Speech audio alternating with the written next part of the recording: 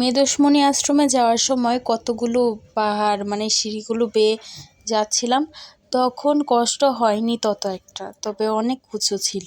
আমি আর আমার ভাই সবার আগে উঠে গিয়েছিলাম, অনেক সিঁড়ি ছিল, তো আমরা দৌড়ে দৌড়ে উঠে গিয়েছিলাম। এটা হচ্ছে মেদোস মন্দির।